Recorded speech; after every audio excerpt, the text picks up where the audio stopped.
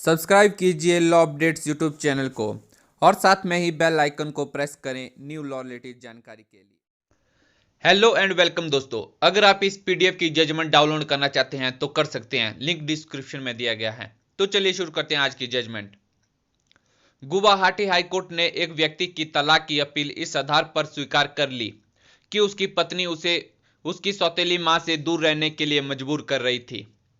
मुख्य न्यायाधीश अजय लांबा और न्यायमूर्ति सौमित्रा सैकिया की पीठ ने कहा कि maintenance and welfare of parents and senior citizen act 2007 के तहत बच्चों को अनिवार्य रूप से अपने माता पिता और वरिष्ठ नागरिकों का भरण पोषण करना होगा।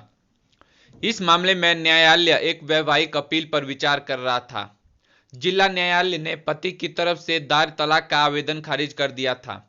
हाईकोर्ट ने इस अपील पर विचार करने के बाद कहा कि यह सबूत सामने आए हैं कि सौतेली मां के पास आय का कोई व्यक्तिगत स्रोत नहीं है और वह एक वरिष्ठ नागरिक है। अदालत ने उस समझौते पर भी विचार किया जो पति और उसके परिवार के सदस्यों ने अग्रिम जमानत मांगने से पहले पत्नी के कहने पर मजबूरी में निष्पादित किया था। इस समझौते में यह शर्त रखी गई थी कि पति को परिवार के सदस्यों से अलग रहना होगा। पति की सौतेली मां सहित परिवार के किसी भी सदस्य को उनसे मिलने की अनुमति नहीं होगी।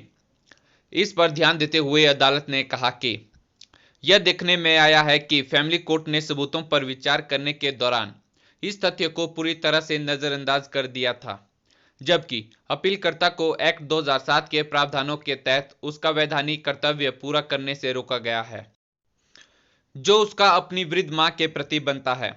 इस तरह के सबूत क्रूरता का कृत्य साबित करने के लिए पर्याप्त हैं, क्योंकि 2007 अधिनियम के प्रावधानों का पालन न करने के आपराधिक परिणाम होते हैं, जिनमें दंड या कारावास के साथ साथ जुर्माना किए जाने का भी प्रावधान है। न्यायालय ने यह भी उल्लेख किया कि पत्नी ने आईपीसी की धारा 498 ए के तहत केस दायर किया था, जिसमें बरी कर दिया गया था। जब कोई पत्नी अपने पति पर आईपीसी की धारा 498 ए के तहत आरोप लगाती है और आरोपी पति उस मुकदमे से गुजरता है, वह अंत में बरी हो जाता है, तो इस बात को स्वीकार नहीं किया जा सकता है कि पति के प्रति कोई क्रूरता नहीं हुई है।